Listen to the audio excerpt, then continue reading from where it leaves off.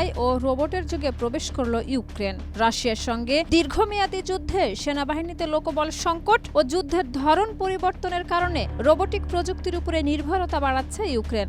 আক্রমণাত্মক ড্রোন ও স্বয়ংক্রিয় অস্ত্র ব্যবহারে বাড়তি গুরুত্ব দিচ্ছে দেশটির সামরিক বাহিনী। সম্প্রতি ইউক্রেনের সামরিক চিকিৎসা ও সহায়তা সংক্রান্ত মাসিক বৈঠকে যুদ্ধ পরিচালনার নতুন প্রযুক্তি ব্যবহারের সম্ভাবনা নিয়ে বিস্তৃত আলোচনা হয়। বৈঠকে সেনাবাহিনীর মেডিকেল ফোর্সের কমান্ডার, সামরিক ইউনিটের চিকিৎসা প্রধান এবং সেনা কোরের প্রতিনিধিরা অংশ নেন, যারা যুদ্ধক্ষেত্রে ইউনিটগুলোর বাস্তব চিত্র ও কর্মী সংকট নিয়ে প্রতিবেদন উপস্থাপন করেন।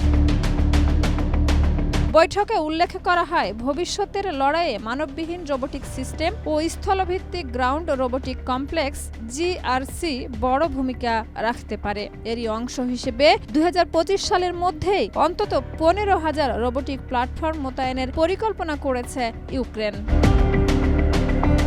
সেনাবাহিনীর commander in chief Alexander Syrskyi জানান, দোনেৎস্ক অঞ্চলের পোক্রাভস্ক সবচেয়ে জটিল যুদ্ধক্ষেত্র হয়ে উঠেছে, যেখানে প্রতিদিন প্রায় 50টি হামলা চালাচ্ছে রাশিয়া। তিনি স্বীকার করেন, ইউক্রেনের সামরিক সরঞ্জাম ও জনশক্তি রাশিয়ার তুলনায় অনেক কম, তাই দূরবর্তী ও স্বয়ংক্রিয় অস্ত্র ব্যবহার করাই এখন মূল কৌশল।